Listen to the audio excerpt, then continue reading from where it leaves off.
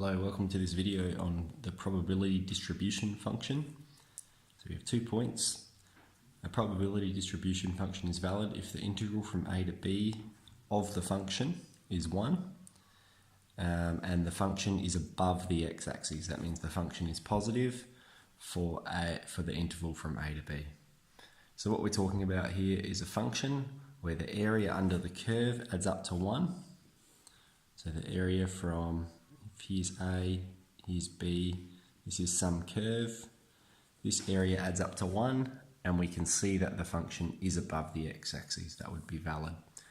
So we have the function f of x equals x squared on 9 for 0 is less than x, which is less than 3. So this is a quadratic function.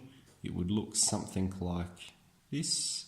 We're talking about this interval from 0 to 3. So first we've got to calculate the area under the curve to confirm that it's valid, and then we've got to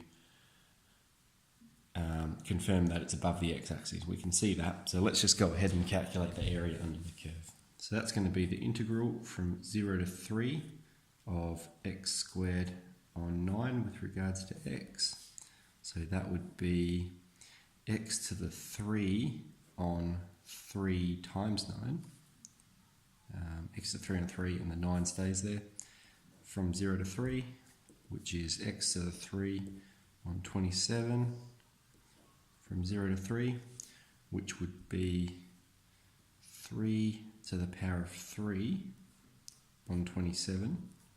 Take away 0, and 3 to the power of 3, of course, is 27. And 27 on 27 is 1. So the area under the curve is 1 unit squared, and it's completely above the x-axis. So this is a valid probability distribution. Then wants us to find the probability of 0 being less than x being less than 2. Okay, that means it just wants us to find this area here, the area from 0 to 2. So that means we do exactly the same thing, except we're doing the area from 0 to 2. So I've already integrated it here, so I'm just going to put these numbers in instead. X squared on 9 with regards to x, so that would be x on 27 from 0 to 2, which would be 8 on 27.